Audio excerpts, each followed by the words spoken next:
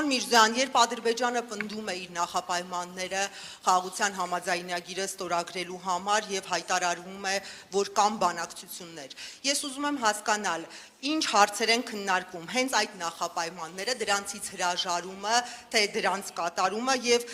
հարցի այսպես հավելում առաջիկայում հնարավոր է նախարարների կամ երկրների ղեկավարների մակարդակով հանդիպման հնարավորություն կա այդպիսի պայմանավորվածություն եւ Ֆրանսիայի նախարարին ուղեմ հարցս ԱՄՆ պետքարտուղար Ռուբիոն բոլորովին վերջերս չէր բացառել Հայաստան ներխուժման հնարավորությունը Ադրբեջանի կողմից Արևմուտքը ընդհանրապես, իսկ Ֆրանսիան մասնավորապես, ես ուզում եմ հասկանալ կոնկրետ ինչ քայլեր են իրականացնում Հարավային Կովկասում հնարավոր նոր էսկալացիան բացառելու համար, շնորհակալություն։ Շնորհակալ եմ հարցի համար։ Ուրեմն գաղտնիք չի, որ այսինքն այս թեմաները, հարցը, որը դուք տալիս եք եւ առհասարակ դրանց հետ առնչվող թեմաները շատ լայնորեն հրապարակավ քննարկվում են, այդ թվում եւ դուք Տիկին Բետևյան, այդ թվում եւ հենց այս սրահում ինձ ուղիղ այդ մասին հարցելու բազմաթիվ առիթներ եք ունեցել, այսինքն Ադրբեջանը նշում է պայմաններ, որոնց կատարումը ըստ ադրբեջանական կողմի պետք է ավելի դյուրինացնի խաղաղության պայմանագրի կնքումը, ինչ վերաբերում է պայմանների մի խմբին, օրինակ Մինսկի կառույցներին, ապա օրակարգը մեզ համար քննարկելի է, եթե մեր մոտեցումը, եթե չկա կոնֆլիկտ, բայց չկա կոնֆլիկտ, մենք հասկանում ենք ինստիտուցիոնալիզացված կերպով, որն է ստորագրված, ավերացված կամ այսինքն շատ ավելի պատկերացնելի շոշափելի խաղաղություն, ապա չկա նաև կոնֆլիկտին վերաբերող կամ կոնֆլիկտով զբաղվող դրա մանդատ ունեցող կառույցների անհրաժեշտությունը, բայց սա պայմանների մի խումբն է, մյուս խումբը այն է, որը որ դուք եք, մյուս պայմանը այն է, որը դուք նշեցիք, Հայաստանի սահմանադրությունը, եւ այստեղ մենք ունենք երկու ճանապարհ, այսինքն կրկին մեր մոտեցում ասել ենք, այս օրակարգը մեզ համար ընդունելի չի, բայց ուզում եմ առիթ օգտագործել եւ բացատրել։ Տեսեք, ունենք երկու ճանապարհ։ Եթե դիցուկ Ադրբեջանի մտահոգությունները անկեղծ են, անկեղծորեն Ադրբեջանը մտահոգված է, թե Հայաստանի սահմանադրությունը ունի տարածքային պահանջներ Ադրբեջանի տարածքային ամբողջականության նկատմամբ։ Այս դեպքում այդ մտահոգությունների ամենաուղիղ հասցեագրման ամենակարճ, ամենաճիշտ, ամենաուղիղ ճանապարհը խաղաղության պայմանագրի ստորագրումն է, ոչ թե չստորագրումը, եւ կարող եմ բացատրել ինչու։ Այս պայմանագիրը ստորագրումից հետո մեր օրենսդրության պահանջների համաձայն պիտի անցնի ավերացման գործընթաց եւ առաջին հերթին պիտի դիմենք սահմանադրական դատարան, որը աշխարհում գոյություն ունեցող միակ մարմինն է, որը իրավասություն ունի մեկնաբանել մեր սահմանադրությունը։ Հիմա պատկերացրեք իրավիճակ, երբ մենք ստորագրում ենք պայմանագիր եւ հարցնում ենք սահմանադրական դատարանի կարծիքը եւ սահմանադրական դատարանը ասում է, որ սա համապատասխանում է սահմանադրությանը։ Այսինքն, իսկ պայմանագրում մենք ունենք գրած, որ մենք տարածքային պահանջներ չունենք միմյանցից եւ ահա եթե սահմանադրական դատարանը ասում է, որ ամբողջ պայմանագիրը, այդ թվում եւ այս պնդումը համապատասխանում է սահմանադրությանը, նշանակում հարցը փարատվում է, ես կարող եմ ավել փաստարկներ բերել, բայց իշահ ժամանակի չեմ անի դա իհարկե, եւ եթե Ադրբեջանի մտահոգությունները անկեղծ չեն, ապա էլի, հիմա դուք հարցնում եք ինչ հունով կարող են գնալ քննարկումները, եթե հայտնի են այս պայմանները, քննարկումները կարող են գնալ ոչ անպայման, դուք մի քիչ ծայրահեղաբար որակեցիք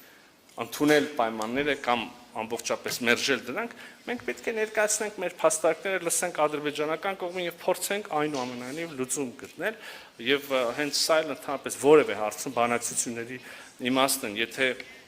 վերցնենք որևէ խնդիր, որտեղ կան երկու հակադիր դիրքորոշումներ եւ ընդունենք այդ երկու հակադիր դիրքորոշումները որպես վերջնական, ապա աշխարհում բազմաթիվ հարցեր չէին լուծվի, բայց մեր առաքելությունն է փորձել լուծում գտնել եւ այս առումով եթե կարողանանք պայմանավորվածություններ ձեռք բերել առաջիկայում նախարարական մակարդակով, վարչապետի նախագահի մակարդակով նոր հանդիպումների, որտեղ կարող ենք էլի լուծում քննարկել ավելի ֆունդամենտալ կերպով քննարկել, քան դա թույլ են տալիս միջազգային օրինակ ֆորմատները ժամանակի տեղի առումով, ապա իհարկե մենք կարող ենք ողջունել միայն եւ մենք կողմ ենք այդպիսի հանդիպումների։ Je vais d'abord répondre à votre question, puis ensuite je vais compléter ma réponse à la question précédente. Sur votre question, nous avons soutenu les Մենք efforts աջակցել ենք հայկական իշխանությունների ջանքերը հասնելու համար Ադրբեջանի հետ խաղաղության պատշաճ համաձայնագրի եւ երբ երկու կողմից քաղաքական համաձայնություն քաղաքական համաձայնության հասան, մենք ողջունել ենք եւ մենք քաջալերում ենք Ադրբեջանին ստորագրել այս համաձայնագիրը, որպեսզի այսպիսի տարածաշրջանում, որը շատ կարևոր է, կենտրոնական դեր ունի եւ դրա առիթը կունենանք խոսելու Երևանյան երկխոսության շրջանակում հաղորդակցության կապակցվածության հանգույց է շատ կարևոր Եվրոպայի համար, շատ կարևոր է, որ այդ համաձայնագիրը ստորագրվի։ Մի քանի շաբաթ առաջ նորից լարվածություններ ի հայտ եկան, մենք զսպվածության կոչ արեցինք, որովհետև այսքան մոտ խաղաղությանը իսկապես ողբերգական կլիներ, որ բռնության պատճառով եւս մեկ անգամ հարցի տակ դրվի խաղաղությունը։ Ես եւս մեկ անգամ նշում եմ, որ մենք ցանկանում ենք, որ քաղաքական համաձայնության կարողանան գալ եւ համաձայնագիրը ստորագրվի։ Հիմա կվերադառնամ նորից նախորդ հարցին Ռուսաստանի եւ Ֆրանսիայի միջև անհամաձայնությունների նույնիսկ որոշակի թշնամանքի մենք Ֆրանսիան, Եվրոպան, մենք պատերազմի մեջ չենք ոչ Ռուսաստանի դեմ, ոչ ռուս ժողովրդի դեմ, սակայն մենք դիմադրում ենք պուտինիզացիային։ Այսինքն ուժի միջոցով եվրոպական մայրցամաքի վրա սահմանների վերագծմանը, այս սկզբունքը մենք չենք կարող ընդանել, դրա դեմ մենք դիմադրում ենք, այդ դիմադրությունը դրսևորվում է մեր աջակցությամբ Ուկրաինայի սուվերենությանը, անկախությանը եւ տարածքային ամբողջականությանը եւ նրա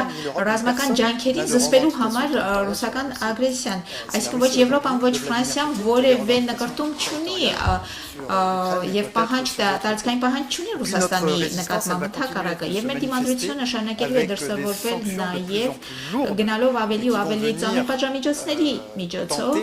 որոնք կփորձեն ետ մղել կամ գոնե պատերազմական ջանքը Վլադիմիր Պուտինի վարած պատերազմի ջանքը ավելի անտանելի դարձնել, որովհետև մեր ցանկությունն է, որ պատերազմը դադարի եւ բանակցություններ սկսվեն։ Ուկրաինացիները արդեն պատրաստ են, հիմա հերթը Վլադիմիր Պուտինինն է։